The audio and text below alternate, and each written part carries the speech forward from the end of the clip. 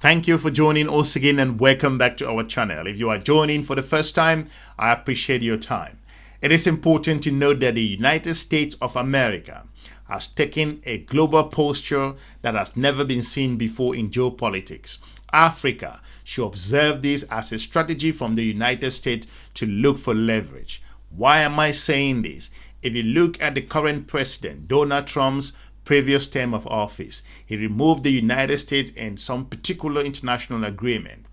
And the past 4 years under Joe Biden was also a very chaotic period, especially in the continent of Africa. You got the United States being kicked out of Niger, US withdrawing its troops from a number of regions, from Chad, and also very importantly, US's influence came under questions with regards to West Africa, and the drone base in Aljazeera, which costed over $100 million, was dismantled. This is important. The condescending behavior of the former administration with regards to how it engages Africa. It will go in history that African nations have decided that they really want to work on a win-win partnership other than being told on what to do. Donald Trump has come up with a strategy that he really wants to look for leverage. And while leverage is important, that's the reason why he went ahead to talk about slamming Mexico, looking for immigrants to deport in different countries, which we currently see it's happening at the moment, cutting off aid, suspending the United States of America or withdrawing the US from the Paris Agreement, and also moving ahead to swipe the European Union and European countries, condescending engagement in terms of dealing with trade with China. And the continent of Africa has come under enormous pressure, especially the country of Egypt and South Africa. They are standing up the United States to an extent. Egypt has made it clear where it stands with regards to the situation in Gaza. South Africa has come out clear and reminded the United States of America that it does have, despite its own internal challenges, it has some issues that it believes with regards to the situation in Israel and the Palestinian and where South Africa stands. It is important that as a result of this, the United States went ahead to throw tantrum in regards to not attending the G20 heads of foreign affairs ministers in South Africa. Despite United States of America ambassadors at the Saharan affairs in the US Embassy in South Africa attending some of those Troika events, however, the US is looking for an opportunity where to hamstring other geopolitical partners. Europe came under enormous pressure, openly lambasting one of Europe's top economies. We're looking at Germany in this case. However, the German government pushed back enormously with regards to that particular aspect that Germany consider an interference. The chaotic situation with Donald Trump talking about taking Greenland and looking at Panama, considering a whole lot of very important areas. Donald Trump is looking for leverage. He wants to make sure that he has some relevance in global community and global affairs, because the previous administration to an extent has tried to build some bridges to an extent. However, we all see how all of those bridges are crumbling, especially the situation in the Ukraine and Russia. Joe Biden held Ukraine very closely, and the United States of America, senators and other Democratic senators came together to an extent to support the country of Ukraine. However, the current United States of America Secretary of State Marco Rubio himself voted against just over $600 million during the time of Joe Biden to support the situation in Ukraine. We all have seen how Marco Rubio have flip-flopped with regards to his boss at the moment on how to engage Ukraine. And at the moment, we saw how the continent of Africa make tremendous effort to look for peace in the country of Ukraine and Russia, though they were termed a begging mission at the time. However, we've seen that this particular leverage I'm talking about, as Donald Trump came out and said, lambasting the current president of Ukraine and letting the world know that Ukraine started the war, of which, to be honest, with regards to strategic engagement, it was Russia that moved ahead to actually make that first move. However, the current president of the country of Russia has also made it clear that they will not be moving an inch with regards to the current position that Russia is standing. And Ukraine is reeling at the moment, and Europe to an extent pushed Ukraine in situations where it was laughable at the time when I saw global media talking about Ukraine is making huge progress and a whole lot of other things. I think Europe has followed the United States foolishly to an extent in certain areas. That's the reason why Europe has come to a point of understanding that the United States might not be the strategic partner that they are looking for at this stage. By shutting down your borders and also closing down your relationship with one of the most vibrant region, looking at the continent of Africa at this particular stage, a huge market in just the neighboring continent in Europe. And Europe has begun to realize that at this time, it is about time, let me put it this way, that Europe understands that Africa has enough to offer, and the United States of America is looking for its own interest, and this is not going to change. The U.S. Secretary of State, Marco Rubio, have explained over and over that the United States will engage every country based on its own interest. That is going to cause clash in the countries across the continent of Africa, because at this stage, African nations are under tremendous pressure in terms of delivering for their people, their economies, and looking for opportunities, engaging development, medical transformation, and a whole lot of very important things that Africa at this stage need. We talked about how the continent of Africa have very important issues to deal with. So if the president of the United States, Donald Trump, is now in power, throwing all of these executive orders out there, it's a strategy to give him leverage to know how to engage these countries. By Donald Trump putting all of these support, the aid support that he provides or the United States provides to countries from around the world, it is a tool that needs to be used and to give him that opportunity to negotiate from an advantageous point of view. It's not two things, but how should Africa embrace this?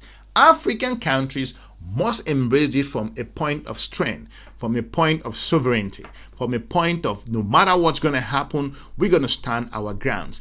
That's where Donald Trump is about to test African nations or those countries that dependent on the United States of America's aid. Europe to an extent is also pushing back in the US with regards to the tariff issues. Canada, Mexico, China, the whole world is boiling in terms of strategic engagement. Africa at this particular point should start reviewing its relationship with regards to other global south nations, like we've always pointed out.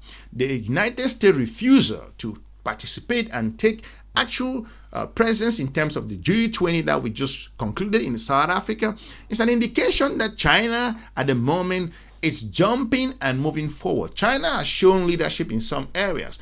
And I feel sorry for a number of countries that thought that the United States could lead to an extent. The US has demonstrated that it could leave Europe at any time on the way. And at this moment, Europe has come to the realization that it needs to start working on its own security and don't go ahead and make commitments in terms of Ukraine's situation that Europe cannot deliver. This Ukrainian situation has put Europe's credibility on the line as we all are watching. We saw how the president of France, Emmanuel Macron, came out clear and struggled to pull Europe together, that at this particular time, Europe needs to re-strategize and focus on its own growth. If the United States can slam the largest economy in Europe and put them under pressure and mentioning the way the country should move, it's an indication that who in the world, a particular strategic partner like Germany, with US's military bases in Germany and the collaboration in terms of trade and investment, is to remind Africa that you have no significance in terms of your strategic engagement. Look at the current AGOA, the African Growth and Opportunity Act. How is it going? Where does Africa sit? Do you think that you guys don't have any leverage regards to this particular trade? You do have some opportunity as well to come out clear and remind your strategic partner. It's all about time that the continent of Africa understand that the current administration under President Donald Trump is looking for leverage and how to engage the continent of Africa. What you need to do, look at your particular toolbox in terms of global relationship and figure out how to survive. You've seen Donald Trump come out clear, threatening the countries of BRICS. talking about the de-dollarization. Any country that's going to go away, and he mentioned those 6 countries in particular, I think referring to China, Russia, Brazil, looking at India, and also South Africa. That these countries came together to ignore, to sideline, to sabotage, or to downplay the dollar. He said he's not going to tolerate that. So I wonder when he says something and other countries or strategic professionals or global analysts are surprised. No, they are not. That's the reason why it is about time that I think that the United States of America's own journalists should sometime call their own president in order. I commend the president of France, Emmanuel Macron, who actually recently, in the past couple of days, or that was yesterday or recently, corrected the United States of America's president, talking about the contribution, about NATO's contribution in Ukraine and European Union support for Ukraine. So he actually stepped into it. We've never seen that. That just to tell you that this partnership between Europe and the United States is not working. If it's working at the moment, it's at the lowest level. It is in shambles. Let's put it that way. Geopolitics is warm at this moment. Africa must wake up and refocus itself. Make unpopular choices at this critical time in your history. Europe at the moment is strategizing, looking for market in Asia, building its relationship with China. It is important that you continue to strive. BRICS might be a huge opportunity. The African Continental Free Trade Area is a vital area where Africa can leverage this particular area, because you cannot rely again to the United States of America. This is just clear. The writing is on the wall. We're not going to sugarcoat this or explain it in another way. The US has come out clear and said, I'm going to pull the plug anytime, anywhere, anytime I want. So it is a clear message to the continent of Africa to sit up and look for partners, irrespective. What I also know from my particular understanding in geopolitics, there is no shame. It got to a point where you can go back to those particular countries that you feel that you cannot talk together, you cannot deal with together. You can negotiate and make relationships that can benefit. It's all about win-win at this stage. That's why we see countries in Europe preventing African nations to an extent to work alongside Russia, but again, they are suffering the challenges regards to energy and high prices, and also buying energy from India and China. China's getting it from the country of Russia. And we've seen the United States of America in the previous administration pushed Africa, especially South Africa, lambasted different countries in the continent of Africa, looking at the United Nations vote that African countries should not, never even attempt to go closer to Russia.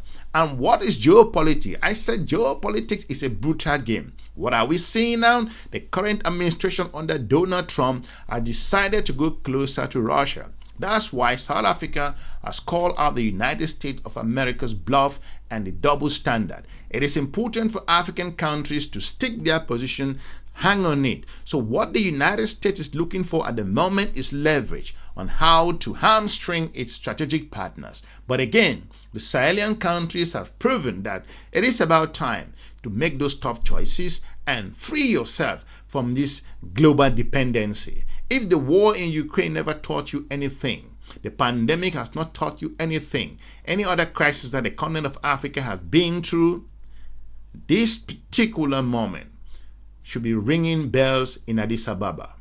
I want to thank you for watching. Let me know in the comment section if the United States is just bluffing to an extent, or the current president Donald Trump is using this as a tool to have what I'm calling leverage. Africa is at a crossroad. Leave me a comment, smash the like button. I will be looking forward to meeting you soon in our next episode, and have a good day. Bye-bye.